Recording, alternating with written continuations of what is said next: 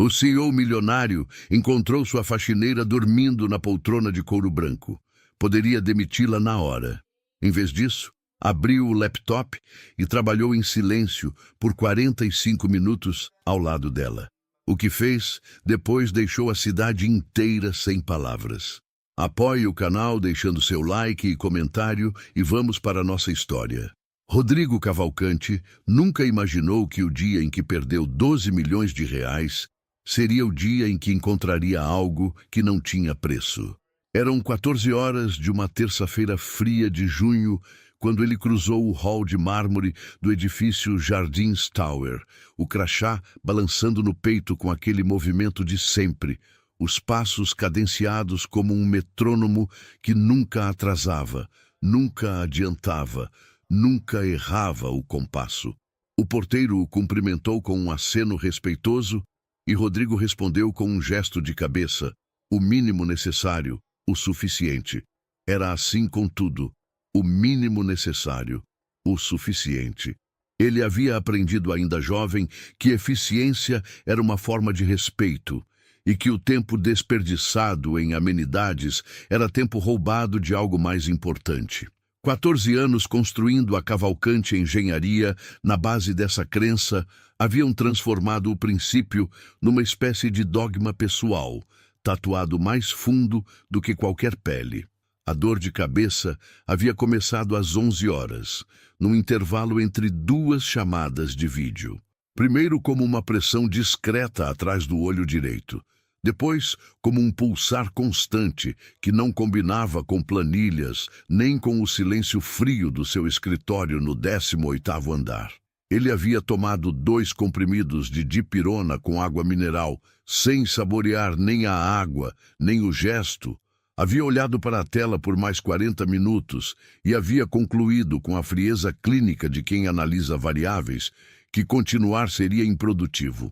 O contrato com a construtora Vitório havia desmoronado naquela manhã, depois de 6 semanas de negociação, porque o sócio minoritário da Vitório tinha mudado de ideia numa reunião de última hora e Rodrigo não havia estado presente para segurar o acordo com a força daquele olhar que as pessoas descreviam como hipnótico e intimidante ao mesmo tempo. 12 milhões de reais que escorregaram por uma fissura de 2 horas. Não era raiva o que ele sentia, era algo mais frio do que raiva.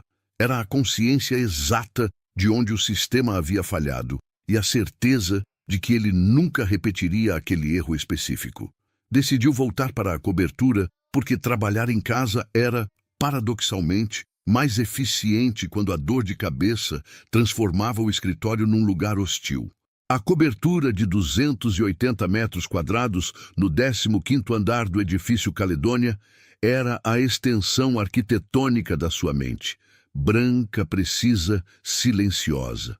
Pisos de cimento queimado polido, sofás em linho off-white, a cozinha americana com bancadas de quartzito negro, onde raramente era preparada uma refeição que não fosse café ou torrada.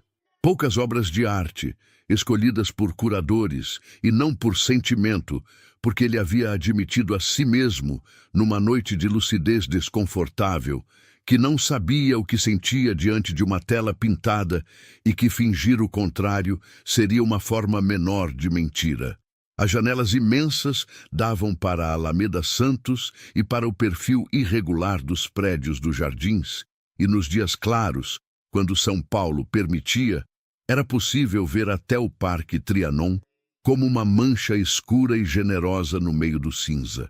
Rodrigo entrou na cobertura às 14h04, soltou o paletó no gancho da entrada com um movimento automático, afrouxou o nó da gravata e caminhou em direção ao escritório que ficava no corredor lateral, passando pela sala de visitas. Foi ali que parou. Completamente, os pés como soldados numa ordem que não tinha vindo de nenhum superior, apenas de algo visceral e antigo que a disciplina nunca havia conseguido dominar completamente. Sônia Aparecida. Ferreira estava dormindo na poltrona de couro branco.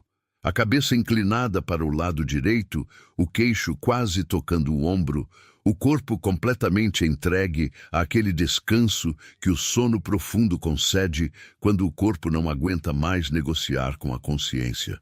O pano de microfibra amarelo ainda estava na mão direita dela, os dedos curvados em torno do tecido, com uma pressão que o sono não havia dissolvido. Como se o corpo soubesse, mesmo inconsciente, que havia trabalho a fazer e que soltar era um luxo que não estava disponível. Rodrigo ficou parado 40 segundos. Ele sabia que eram 40 porque o relógio no pulso marcava com aquela precisão suíça que custava mais do que o salário anual da maioria das pessoas que ele conhecia, e porque contar era um hábito de quem organiza o mundo em unidades mensuráveis. O celular já estava na mão, a tela iluminada, o contato da empresa terceirizada já carregado. Era o que fazia sentido. Era o protocolo. Uma funcionária dormindo em horário de trabalho, num imóvel de cliente, era uma falha grave o suficiente para justificar remanejamento imediato. Ele havia feito isso antes, não com crueldade, mas com aquela impessoalidade que as pessoas chamavam de frieza e que ele chamava de justiça. Processos existiam para ser seguidos, exceções corroíam estruturas. Mas então ele viu as mãos. Não de forma abstrata, não como um dado periférico no campo visual. Viu de verdade, com aquela atenção que costumava reservar para contratos e projetos de engenharia. As mãos de Sônia eram as mãos de alguém que havia trabalho com o corpo inteiro por décadas sem descanso suficiente. A pele nos nós dos dedos estava rachada em 4 pontos, com aquela tonalidade avermelhada que indicava ressecamento crônico e não o ressecamento temporário do inverno. As cutículas estavam gastas, as palmas, visíveis porque os dedos estavam levemente abertos em torno do pano, tinham a textura de quem conhecia cal, detergente industrial, pisos frios e superfícies que resistem. Eram mãos que contavam uma história que nenhum currículo jamais traduziria adequadamente. Rodrigo baixou o celular, não discou, ficou olhando. As olheiras de Sônia eram profundas demais para serem cobertas pelo corretivo bege barato que ela usava. Aquele tipo de maquiagem que tenta esconder o cansaço, mas só consegue mudar a cor do cansaço sem apagá-lo. Os pés, calçados num tênis branco já amarelado pelo uso e pelo tempo, tinham a sola começando a descolar no lado esquerdo, uma fissura pequena, mas definitiva, que ela provavelmente havia percebido e decidido adiar, porque adiar era mais acessível do que resolver. Havia algo na cena que Rodrigo não conseguiu nomear imediatamente. Não era pena. Pena era uma emoção que ele havia aprendido a desconfiar, porque carregava condescendência embutida e ele não era condescendente. Era outra coisa. Era a sensação específica de estar diante de uma evidência que contradiz um pressuposto que você nem sabia que tinha. Ele se moveu devagar, com a silenciosidade que o apartamento imaculado facilitava, e foi sentar no canto mais distante da sala de visitas, no banco de couro escuro que ficava próximo à janela e que raramente recebia alguém. Abriu o laptop. Começou a trabalhar. A luz fria da tarde de junho entrava pelas janelas em ângulo baixo e criava aquelas sombras alongadas que transformam os ambientes sem que as pessoas percebam. O som dos dedos no teclado era discreto, o suficiente para não perturbar, e Rodrigo descobriu, naqueles primeiros minutos, que havia algo curiosamente diferente em trabalhar naquele silêncio compartilhado. Não era o silêncio habitual da cobertura, que era o silêncio de um lugar onde ninguém mais existia. Era o silêncio de 2 seres humanos ocupando o mesmo espaço sem exigir nada um do outro. 45 minutos depois, Sônia acordou com o sobressalto de quem é arrancado do sono por algum alarme interno de culpa e urgência. Levou a mão à boca antes mesmo de abrir os olhos completamente. O gesto automático de quem aprendeu a abafar sons em situações onde sons eram um problema.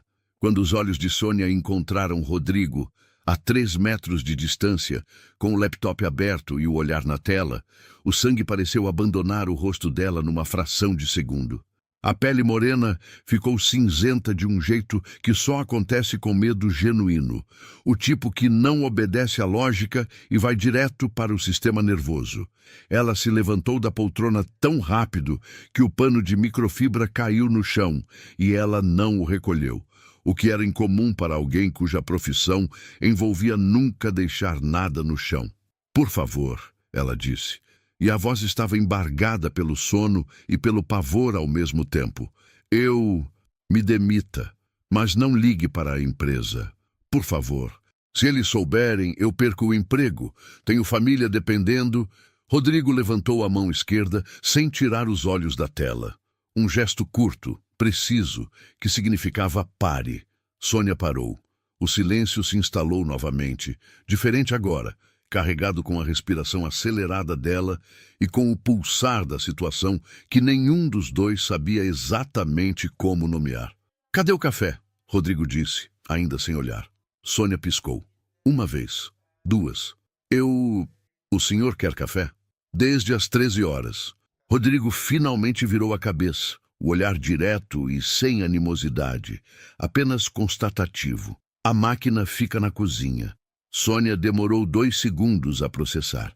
Então assentiu, recolheu o pano do chão com um gesto rápido e foi até a cozinha. Rodrigo ouviu o som familiar da cápsula sendo inserida, da máquina aquecendo, do jato de café descendo na xícara pequena de porcelana branca que ficava no armário à direita da máquina.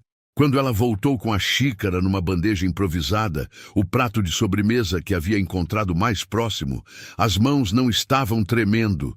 Ele notou isso. A maioria das pessoas naquela situação teria mãos tremendo. As de Sônia não tremiam.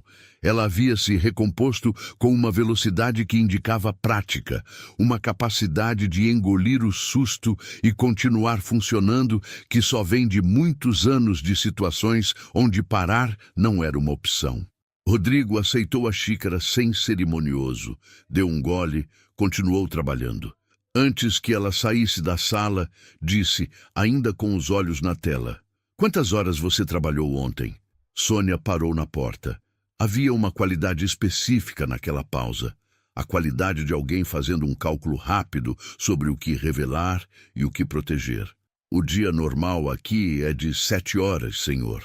"Eu perguntei quantas horas você trabalhou ontem."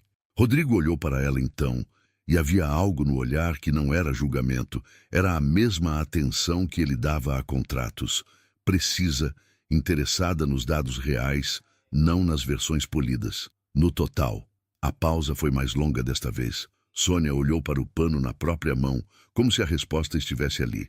18, ela disse baixinho. "Saio daqui às 17 horas, vou direto para o turno do Hospital São Mateus, termino à meia-noite. Segunda, quarta e sexta." Rodrigo não respondeu. Ela saiu.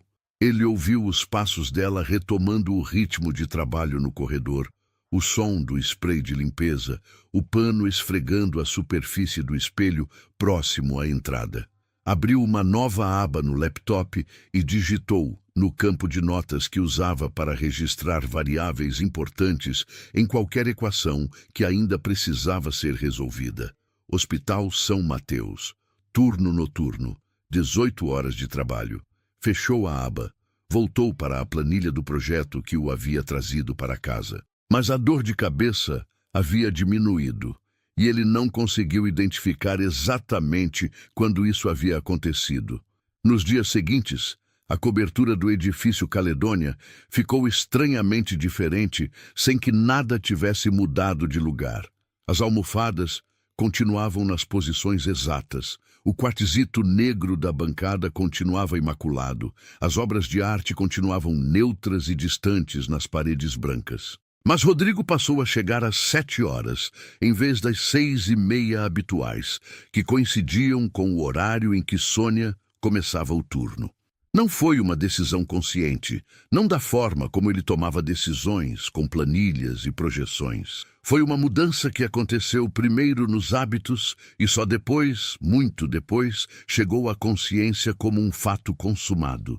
Ele parou de percorrer os cômodos com o dedo, verificando poeira. Havia feito isso durante os 2 primeiros anos, em que a empresa terceirizada prestava serviço na cobertura, um hábito de controle que tinha mais a ver com demonstrar autoridade sobre processos do que com limpeza propriamente dita. Parou de deixar bilhetes de reclamação na bancada da cozinha, aqueles papéis dobrados em 2 que continham observações como rejunte do banheiro precisa atenção ou janela do escritório com marca de produto. Continuou notando as mesmas coisas, porque a atenção a detalhes era parte da sua estrutura, mas o gesto de transformar observação em cobrança escrita simplesmente não acontecia mais.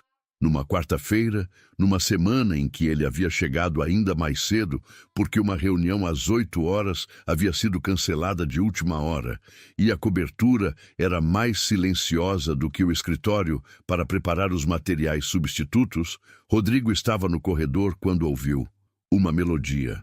Baixa, quase sussurrada, do tipo de som que só existe quando alguém acredita que está completamente sozinho.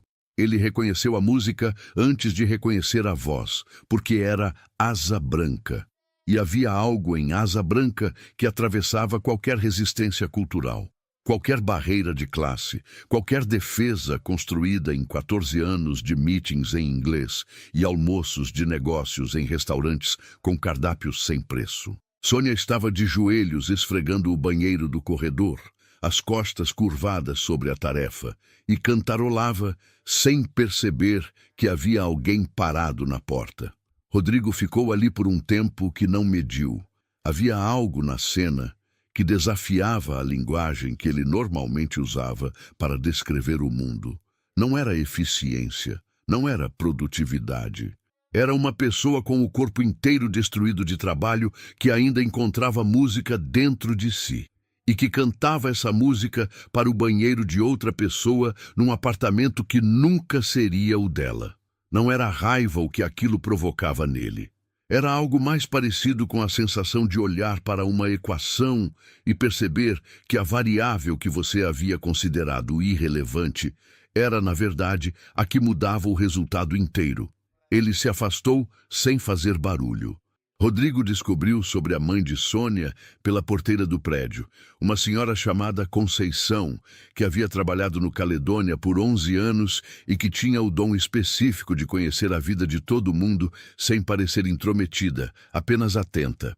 Num sábado de manhã, em que Rodrigo desceu para buscar uma encomenda e acabou esperando o elevador de serviço por mais tempo do que planejava, Conceição mencionou, com aquela naturalidade de quem não sabe que está entregando uma informação que vai mudar alguma coisa, que a moça da limpeza do 15 havia chegado mais cedo naquele dia porque na véspera a mãe dela havia tido um episódio ruim.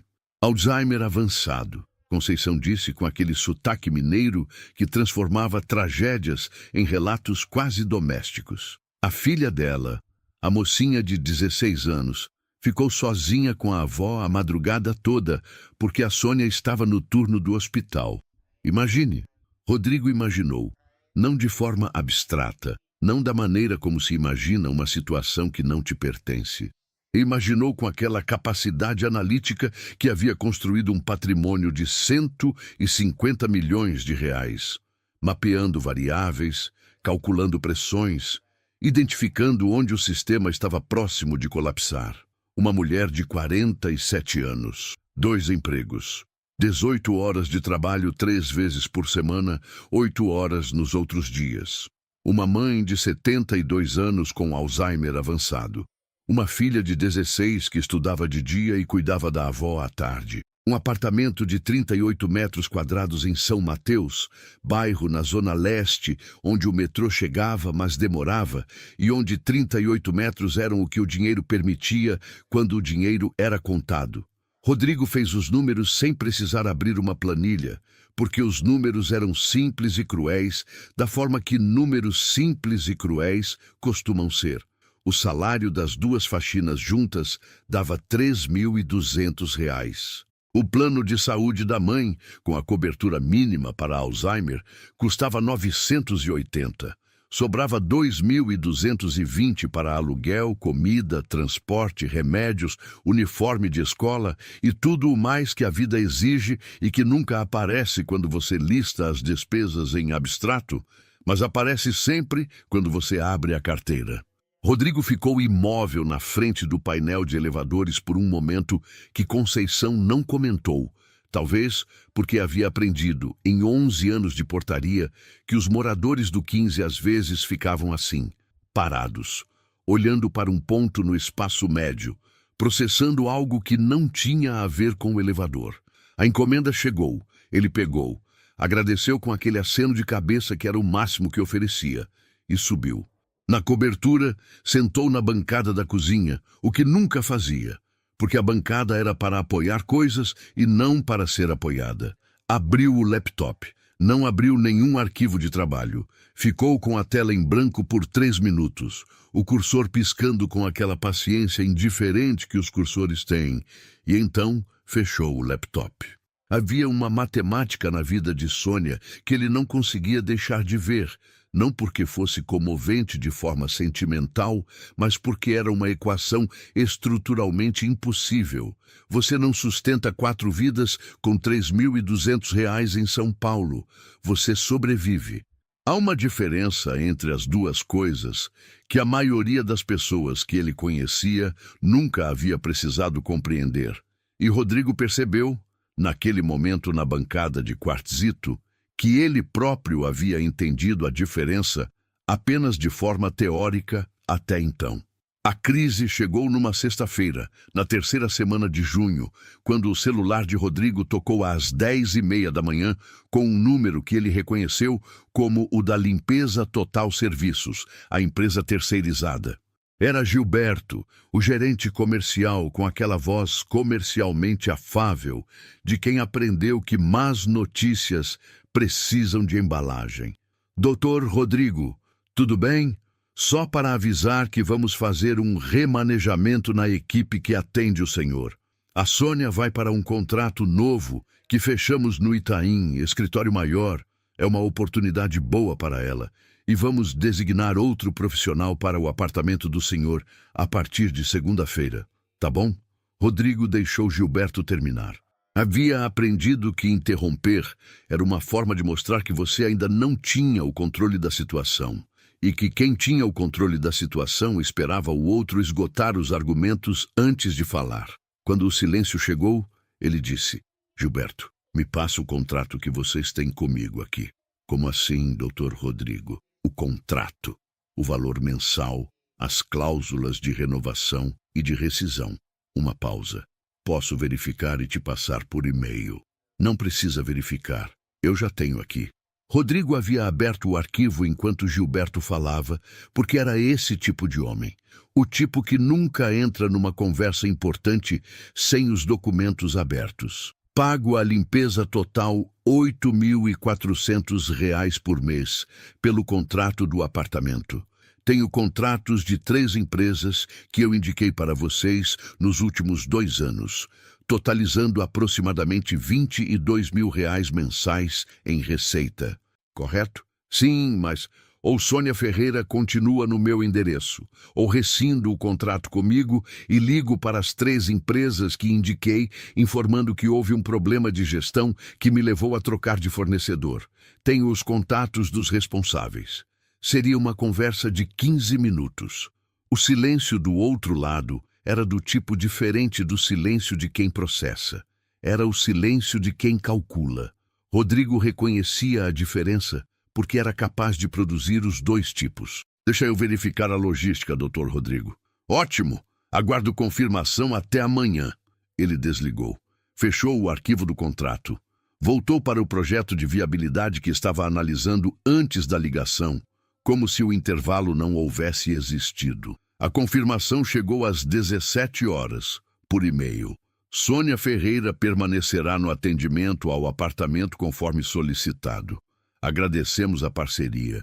Rodrigo leu, arquivou o e-mail na pasta de correspondências resolvidas e não pensou mais no assunto naquele dia. Na segunda-feira seguinte, Sônia chegou às 7 horas como sempre, com a bolsa de nylon preta a tiracolo e o tênis cujo solado havia sido colado com aquela cola de sapateiro que endurece, mas nunca volta a ser original. Encontrou a cobertura como sempre a encontrava, o apartamento em ordem severa que tornava o trabalho dela mais parecido com manutenção do que com limpeza. A diferença estava na bancada da cozinha. Ao lado do material de limpeza que ela mesma havia organizado na semana anterior, havia um envelope branco, sem nome na frente, apenas apoiado ali com aquela simplicidade de quem coloca as coisas onde devem estar.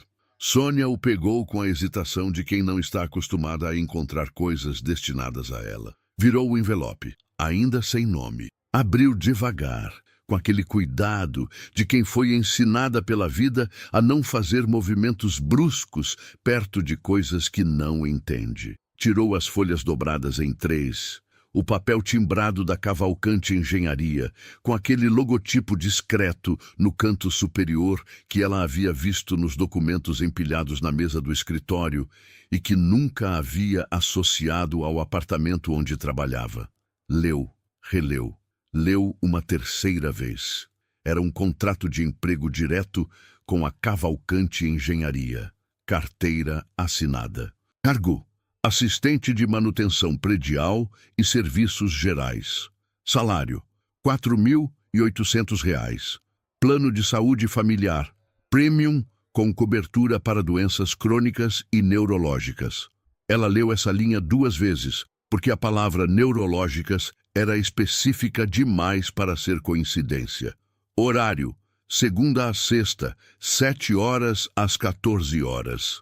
Local de trabalho: Residência Jardins, unidade administrativa. Sônia ficou em pé na cozinha por um tempo que ela não teria conseguido medir. Depois foi até o banco de madeira que ficava no corredor, o mesmo banco onde havia dormido semanas atrás, e sentou. Leu o contrato mais uma vez, desta vez linha por linha, com aquela atenção que as pessoas desenvolvem quando já assinaram coisas que não leram direito e aprenderam o custo disso. O plano de saúde cobria a mãe, cobria o Alzheimer. O salário era 400 a mais do que as 2 faxinas juntas, e era apenas um emprego, com horário humano, sem turno noturno às segundas, quartas e sextas. Sônia percebeu que estava chorando apenas quando a primeira lágrima caiu sobre o papel, e ela levantou a mão rápido para não manchar as palavras, porque havia aprendido, em 47 anos, a não estragar as coisas com seus próprios sentimentos. Ela não chorou com som. Havia aprendido também isso. E no momento em que Rodrigo estava na sala, a 8 metros de distância, o silêncio do choro era uma questão de respeito e também de instinto de sobrevivência. A forma que encontrara de se partir sem incomodar. O corpo curvado sobre si mesmo, os ombros levemente tremendo, o choro saindo pela boca em ondas controladas que ela abafava com o dorso da própria mão. Não era fraqueza. Era a reação de uma mulher que havia carregado um peso por tanto tempo que quando alguém tentava ajudar a segurar um dos lados, o alívio repentino desestruturava o equilíbrio inteiro. Alguns minutos depois, Sônia se levantou, limpou o rosto com o avesso do pulso. Pegou o envelope e as folhas. Foi até a sala onde Rodrigo estava no sofá com o laptop. Os óculos de leitura que ele usava raramente, mas que apareciam nos dias de documentos longos.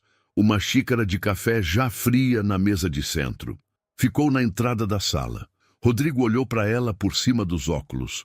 Os olhos de Sônia estavam vermelhos da forma que olhos ficam quando o choro foi contido e não extravasado, aquele vermelho de pressão e não de abandono. Ela segurava o envelope com as 2 mãos, não com cuidado, mas com força, como se precisasse de algo para segurar enquanto encontrava as palavras. Havia uma dignidade na postura dela que o choro não havia apagado, aquela postura de quem curvou as costas a vida inteira, mas nunca a coluna. Por quê? Ela perguntou. A voz estava firme, mas apenas da cintura para cima, se é que vozes têm cintura.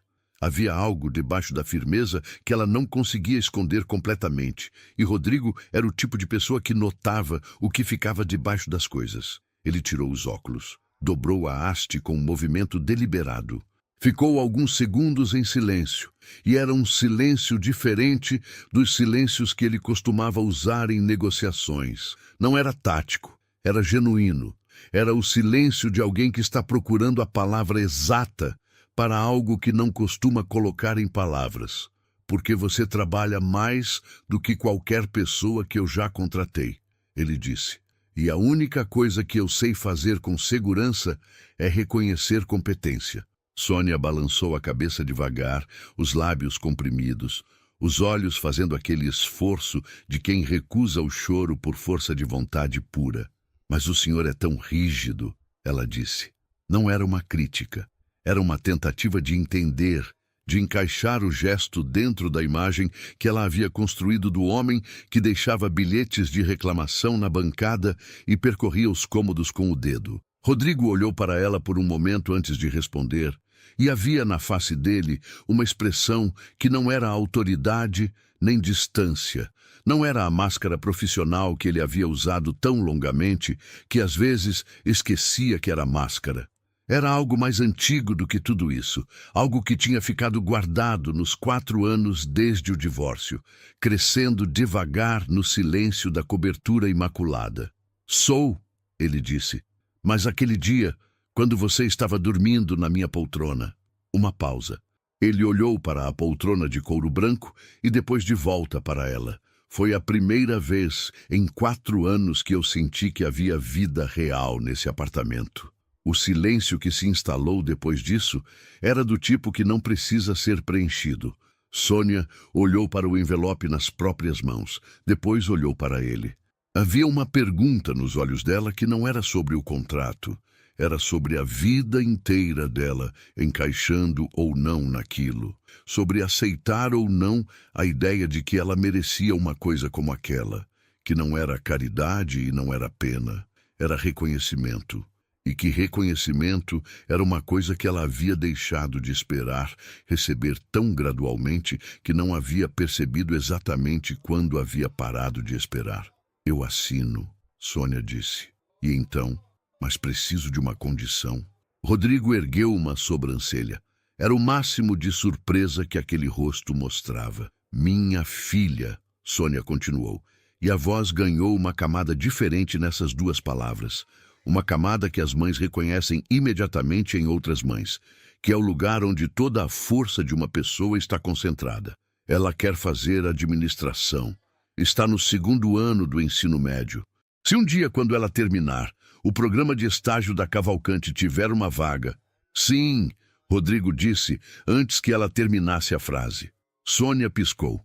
O senhor não quer saber o nome dela, as notas, nada. Quero saber tudo, ele disse. Mas a resposta já é sim. Isso não muda. Sônia assinou o contrato naquela mesma manhã, sentada à mesa de jantar, que raramente recebia pessoas, porque Rodrigo comia no escritório ou em restaurantes, nunca ali. Usou a caneta que ele havia deixado no envelope, uma caneta comum, esferográfica azul, o tipo que qualquer papelaria vende. E Rodrigo percebeu que havia escolhido aquela caneta especificamente, e não a Mont Blanc, que ficava na sua mesa, porque havia algo naquele gesto que não precisava de peso dourado para significar o que significava. O nome da filha era Bruna. 16 anos, 2º ano do ensino médio na Escola Estadual de São Mateus, primeira da turma em matemática e em história, sonhava em trabalhar com gestão de pessoas, porque, segundo Sônia, ela acha que as empresas precisam de mais gente que entenda de gente. Rodrigo anotou isso no mesmo bloco onde havia escrito Hospital São Mateus. Turno noturno. 18 horas de trabalho. Semanas atrás. Acrescentou. Bruna Ferreira. Administração. Estágio. Confirmar em 2025. Nos meses que se seguiram, algo mudou em Rodrigo Cavalcante de uma forma que não aparecia em nenhuma planilha, mas que as pessoas ao redor começaram a notar com a mesma desconcertante gradualidade com que se nota que uma planta cresceu. Começou a sair do escritório antes das 20 horas, o que a equipe chamou internamente de o milagre de julho, porque ninguém ousou chamar de outra coisa. Passou a almoçar na sala de reuniões com a equipe nas sextas-feiras, algo que havia sido sugerido pela diretora de RH por 2 anos e que ele havia descartado como ineficiente. Comprou frutas para a cobertura, o que parecia trivial, mas era na prática uma revolução, porque havia algo em ter frutas numa fruteira que transformava um apartamento de showroom em lugar onde alguém morava de verdade. Sônia chegava às 7 e ia até às 14, e nos últimos 15 minutos do turno dela, quando o trabalho estava concluído e ela estava preparando a bolsa para ir embora, Rodrigo havia desenvolvido o hábito de aparecer na cozinha para uma segunda xícara de café. Não havia protocolo para aquilo, não havia nome para aquilo nos manuais de RH ou nas cartilhas de etiqueta corporativa. Era apenas 2 adultos tomando café, e Sônia contava coisas, não de forma calculada, mas da forma natural que as pessoas contam quando percebem que o outro está genuinamente ouvindo. Sobre a mãe, sobre os episódios de Alzheimer, que às vezes eram terríveis e às vezes eram quase engraçados, porque a mãe às vezes acordava convicta de que era 1987 e chamava Sônia pelo nome da irmã morta. Sobre Bruna, que havia entrado no coral da escola e que cantava Asa Branca tão bem, que Sônia havia filmado com o celular e assistido 18 vezes. Sobre São Mateus, sobre o bairro que as pessoas de fora de São Paulo não conheciam e que as pessoas de dentro só conheciam como problema, mas que tinha uma feira livre às quartas-feiras que era a coisa mais bonita que Sônia sabia descrever. Rodrigo ouvia, não com a atenção de quem está aguardando a própria vez de falar, mas com aquela atenção de quem está recebendo algo que não sabia que precisava e que por isso ouve com um cuidado quase excessivo, com medo de perder alguma coisa. Havia 41 anos que ele processava o mundo em dados e metas e variáveis mensuráveis. E havia algo na maneira como Sônia descrevia a Feira Livre de São Mateus que não cabia em nenhuma categoria que ele conhecia, e que por isso mesmo era a coisa mais interessante que ouvia há anos. Numa tarde de agosto ele foi à feira, não disse nada a ninguém. Saiu do escritório às 16 horas, pegou o carro e foi até São Mateus com o GPS, mostrando uma rota que ele nunca havia feito. A feira já estava desmontando quando chegou, as barracas sendo dobradas, os vendedores empilhando caixotes, o cheiro de verduras frescas misturado com aquele cheiro específico de fim de tarde úmido que São Paulo produz em agosto. Comprou um cacho de banana e uma sacola de cenouras de um senhor de boné desbotado que o tratou com a mesma cordialidade que tratava todos os outros clientes, sem saber quem ele era, sem importar-se com o relógio no pulso ou com o corte europeu da camisa. Rodrigo comeu uma banana sentado num banco de praça perto da feira, olhando para a rua de bairro, para as crianças andando de bicicleta, para um cachorro dormindo na calçada, com a absoluta confiança de quem sabe que ninguém vai perturbar. Pela primeira vez em quanto tempo ele não sabia, não estava pensando em nada que precisasse de solução. Voltou para os jardins, com as cenouras no banco do carona, e um pensamento que não conseguia formular com precisão, mas que ocupava o espaço onde a dor de cabeça costumava ficar. Havia algo que ele havia entendido errado por muito tempo sobre o que significava construir alguma coisa.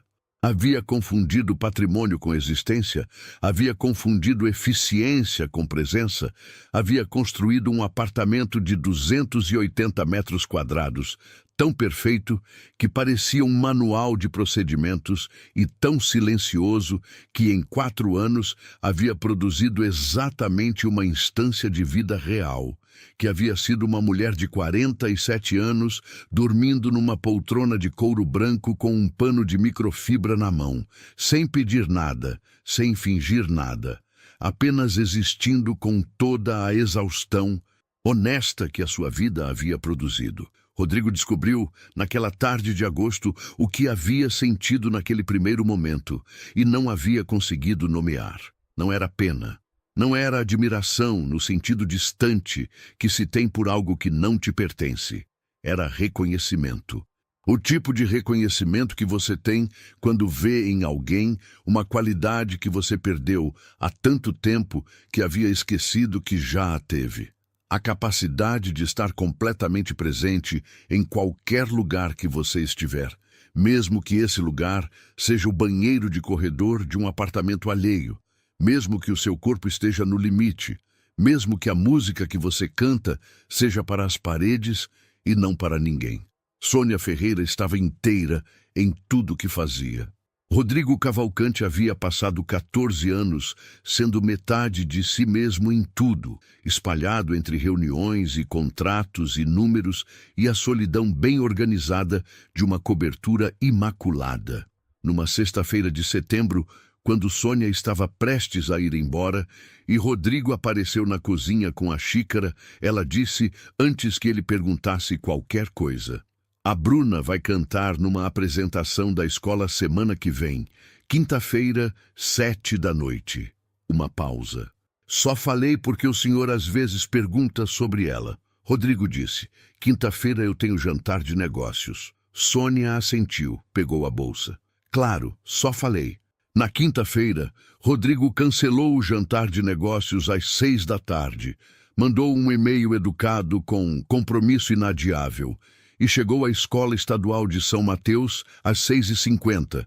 Estacionou o carro numa rua lateral porque o estacionamento estava lotado e entrou pelo portão da escola pública como qualquer outro pai, avô, tio ou responsável que aparecia para ver uma criança cantar.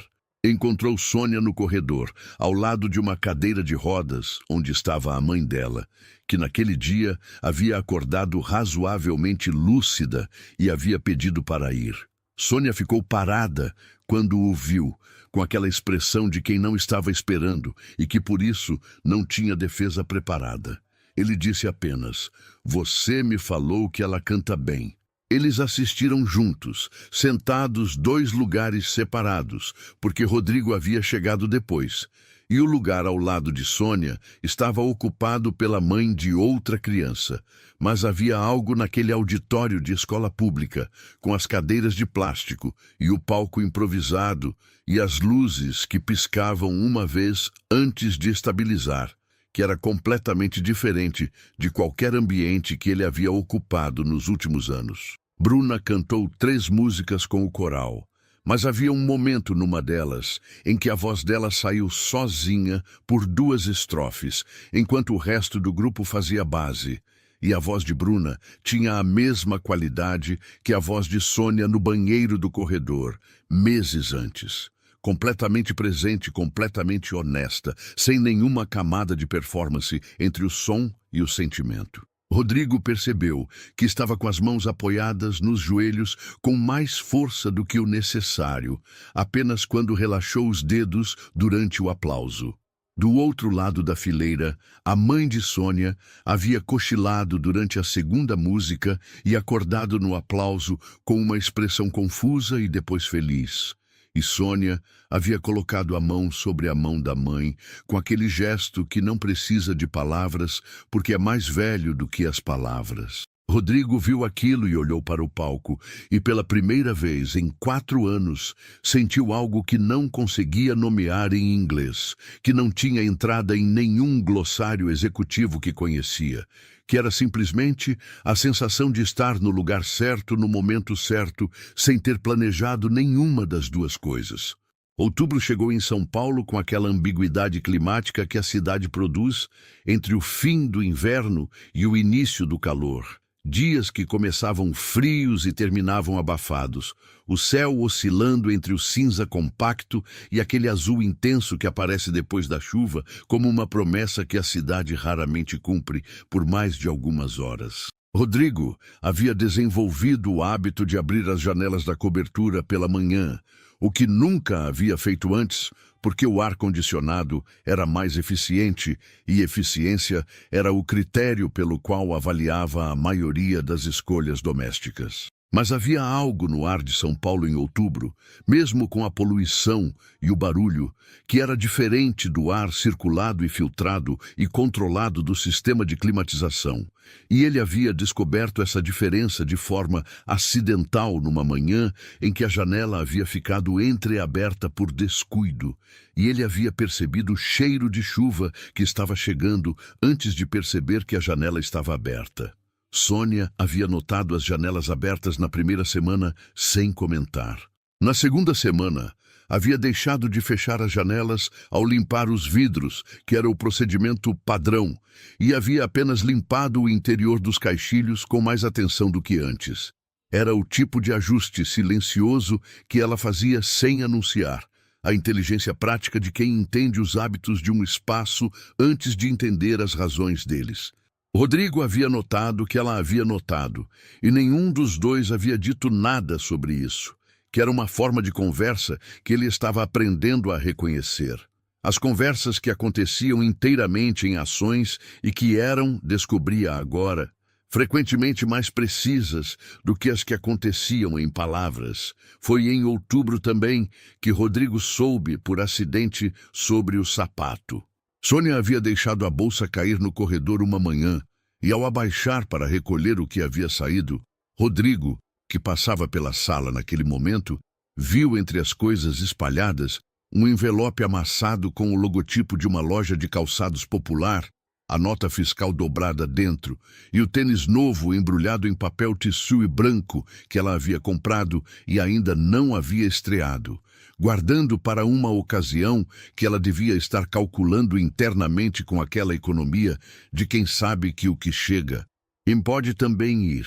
Era um tênis branco simples, o mesmo modelo do que já usava, o tipo que dura se você cuidar e que estraga se você não pudesse dar ao luxo de poupar.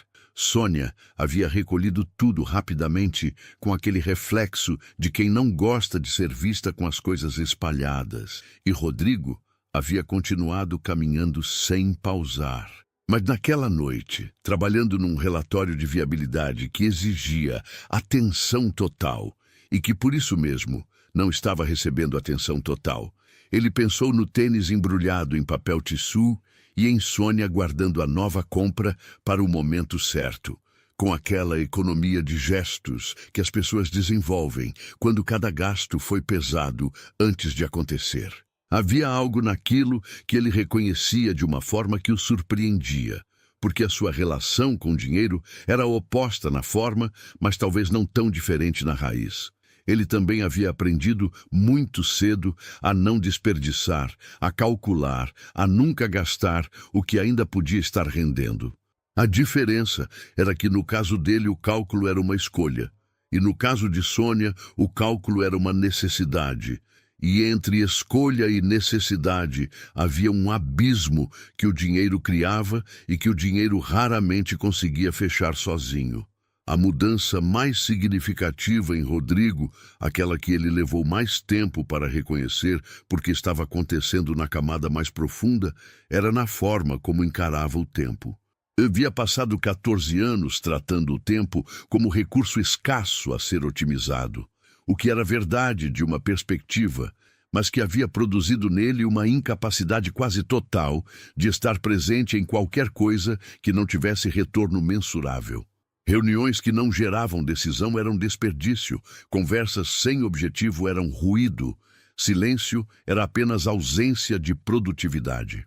Havia construído um calendário tão pleno de compromissos relevantes que não havia deixado espaço para nada que fosse apenas vida.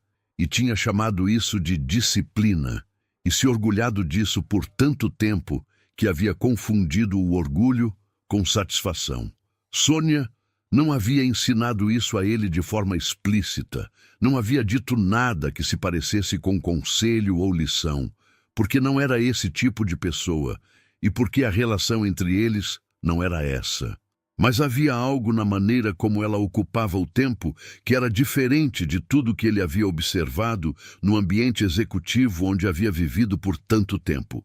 Sônia nunca perdia um minuto que pudesse ser usado, isso era verdade, mas havia uma qualidade na forma como ela usava cada minuto que não era eficiência, era presença. Quando esfregava uma superfície, esfregava aquela superfície. Quando cantarolava, cantarolava aquela música. Quando falava sobre a mãe nos 15 minutos finais do turno, a mãe estava completamente ali na cozinha da cobertura. Não como um problema a ser gerenciado, mas como uma pessoa que ela amava e que estava mudando de formas que doíam e que ela estava acompanhando com tudo que tinha.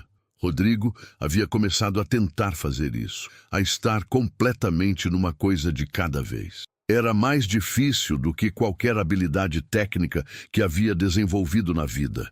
Mais difícil do que aprender inglês ao mesmo tempo que fazia engenharia. Mais difícil do que entender modelagem financeira sem ter feito uma graduação em finanças. A mente dele havia sido treinada por décadas para processar múltiplas variáveis simultaneamente, e pedir a ela que ficasse inteira num único momento era como pedir a uma máquina de múltiplos processadores que usasse apenas um núcleo. Mas estava aprendendo. Devagar, com retrocessos, com dias em que abria o laptop durante o café e dias em que conseguia deixar o laptop fechado e ouvir Sônia descrever o episódio da mãe que havia acordado às 3 da manhã, convicta de que precisava ir buscar Sônia na escola, que ainda era criança no mapa mental daquele dia, e que havia ficado na janela por 40 minutos esperando uma filha de 47 anos que não cabia mais na lembrança que tinha dela. Em novembro, Bruna foi à cobertura pela primeira vez. Não havia sido planejado.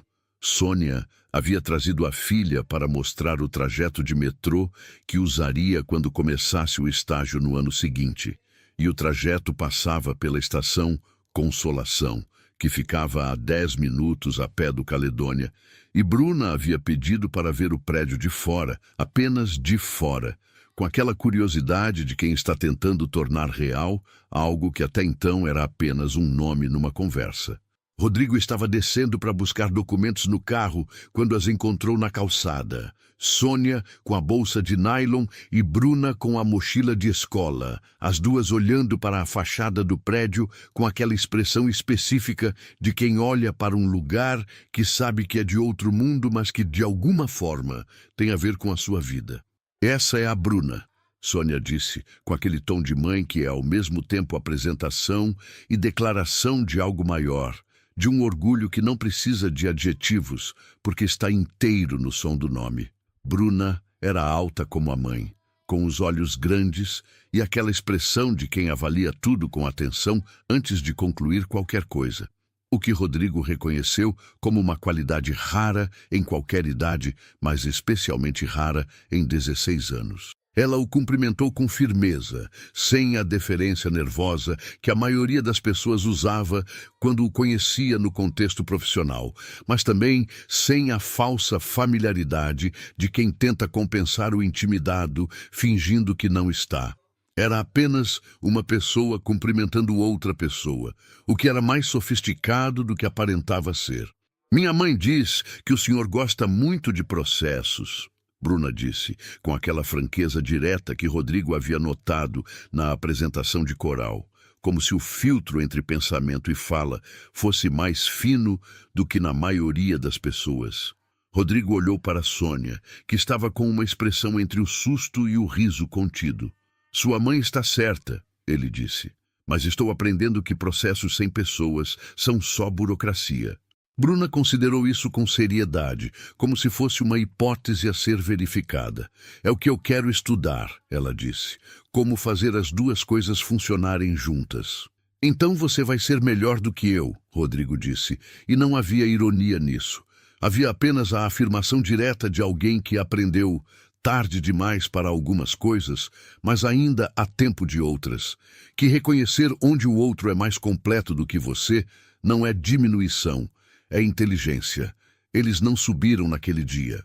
Rodrigo buscou os documentos. Elas foram embora para São Mateus com o metrô lotado de final de tarde. E Rodrigo ficou na calçada por um momento depois que elas dobraram a esquina, olhando para a direção onde haviam desaparecido com aquela sensação de que algo havia se encaixado no lugar. Não de forma dramática, não com o som específico que as reviravoltas têm nos filmes, mas com a silenciosa inevitabilidade das coisas que sempre estiveram destinadas a se encaixar e que só precisavam de tempo e de duas pessoas dispostas a parar de fugir de si mesmas. Dezembro chegou com o calor úmido que São Paulo produz antes das chuvas de verão, aquele calor que gruda na pele e que torna tudo um pouco mais lento, um pouco mais humano, como se o clima forçasse uma desaceleração que a cidade normalmente recusa. A Cavalcante Engenharia fechou o ano com resultado 23% acima da meta, o que era objetivamente o melhor ano da história da empresa. E Rodrigo apresentou os números para o conselho numa reunião de dezembro com aquela frieza competente que os conselheiros esperavam. Mas quando o CFO comentou que o desempenho havia sido excepcional considerando a perda do contrato Vitório em junho, Rodrigo disse sem elaborar: às vezes, perder uma coisa abre espaço para perceber o que você estava deixando de ver. O CFO assentiu como se isso fosse uma metáfora de negócios. Rodrigo sabia que não era. Na última sexta-feira, antes do recesso de Natal, Sônia chegou com uma marmita. Não havia mencionado antes, não havia pedido permissão, havia simplesmente chegado com uma marmita de alumínio embrulhada num pano de prato floral e colocado na bancada da cozinha com a naturalidade de quem faz isso toda semana. Rodrigo olhou para a marmita quando chegou à cozinha para o café das 11. "O que é isso?" "Galinhada", Sônia disse. "Minha mãe fez ontem num dia bom. Quando ela está lúcida, ela ainda cozinha. É uma das coisas que ela não esqueceu." A Bruna disse que era a melhor galinhada que ela já comeu, mas a Bruna fala isso toda vez. Então, não sei se é verdade ou se é amor de filha. Rodrigo ficou olhando para a marmita. "Sua mãe cozinhou para mim." "Ela não sabe que é para o senhor", Sônia disse, com uma honestidade que não era cruel, era apenas precisa. "Ela sabe que sobrou e que eu ia trazer para alguém. Ela se lembra das coisas assim, as coisas gerais. Os rostos específicos às vezes somem." Rodrigo abriu a marmita. O cheiro da galinhada era daqueles cheiros que não tem equivalente em nenhum restaurante sofisticado, porque não é possível fabricar industrialmente a memória que certos aromas carregam. Açafrão, louro, a gordura do frango que ficou no ponto certo, a cebolinha verde que foi colocada no final. Ele aqueceu no micro-ondas, serviu numa tigela porque a marmita era para viagem e não para a mesa, e comeu em pé na bancada porque era assim que comia quando não tinha reunião. E a galinhada era a coisa mais saborosa que havia comido em quanto tempo ele não sabia precisar. Não pela qualidade objetiva dos ingredientes, que eram simples, mas por aquela qualidade que a comida feita com atenção tem e que a comida produzida com eficiência nunca consegue replicar. Sônia estava terminando o corredor quando ele apareceu na porta com a tigela. "Diga para sua mãe que é a melhor galinhada que eu comi", ele disse, "e que não é amor de filho." Sônia riu. Era a primeira vez que ele ouvia o riso dela completo, não o riso contido que ela usava quando algo era engraçado, mas o contexto pedia moderação, mas o riso inteiro, que era mais grave do que a voz, e que durou apenas 3 segundos, mas que preencheu o corredor de uma forma que o silêncio jamais conseguiria. Rodrigo percebeu que estava sorrindo também, não o sorriso de reunião que ele distribuía estrategicamente, mas o sorriso que acontece antes que você decida sorrir, o tipo que não pede autorização. Ele voltou para a cozinha, terminou a galinhada, lavou a tigela e ficou alguns segundos com as mãos na borda da pia, olhando pela janela para o perfil dos prédios dos jardins, o calor de dezembro fazendo o ar vibrar levemente sobre os telhados, São Paulo pulsando com aquela energia indomável de quem não para nem em dezembro e que por isso mesmo quando há um momento de quietude genuína numa cozinha ou numa calçada ou numa escola pública com cadeiras de plástico, esse momento vale exatamente tanto quanto a cidade toda. E ali, naquela cozinha de quartzito negro e janelas abertas para o calor de dezembro, com a marmita da mãe de Sônia na bancada e o sorriso ainda no rosto, Rodrigo Cavalcante entendeu que a maior conta que havia fechado naquele ano não estava em nenhum relatório financeiro. Não eram os 85 milhões faturados, não eram os 23% acima da meta, não era o patrimônio de 150 milhões que continuava crescendo com a pontualidade de quem nunca para. Era outra coisa. Era a conta simples e impossível de uma mulher de 47 anos que havia carregado 18 horas de trabalho por dia durante anos e que ainda encontrava música para cantar sozinha num banheiro de corredor. Era o cálculo que ele havia feito meses atrás e que não fechava, e que agora fechava de uma forma diferente, não porque os números haviam mudado, mas porque ele havia entendido que algumas equações não se resolvem com mais variáveis, resolvem-se com a coragem de mudar o que você considera resultado. Rodrigo havia construído 150 milhões de reais na base da crença de que disciplina era a forma mais alta de respeito por si mesmo. E era verdade. Mas havia uma versão mais completa dessa verdade que ele havia levado 41 anos para alcançar, que era esta: disciplina sem humanidade é só solidão com agenda cheia. Que às vezes a maior decisão de um CEO não vale 12 milhões de reais. Que às vezes vale 45 minutos de silêncio ao lado de alguém que precisa descansar. Vale uma xícara de café pedida como se fosse de sempre. Vale uma caneta esferográfica azul numa manhã de junho. Vale uma marmita de galinhada num dezembro de calor úmido. Que presença é uma forma de riqueza que não aparece em nenhum balanço e que por isso mesmo é a única que não pode ser auditada, não pode ser perdida num contrato que desmorona, não pode ser roubada por nenhum sócio minoritário que muda de ideia em reunião de última hora. E que, às vezes, a vida real de um apartamento não é feita de 280 metros quadrados de cimento polido e quartzito negro e silêncio perfeito.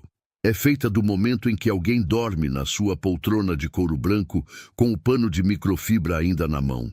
E você, em vez de discar, fecha o celular e fica olhando. E entende, 40 segundos depois, que aquilo é o começo de algo que nenhum processo jamais poderia ter planejado e que é exatamente por isso que vai durar.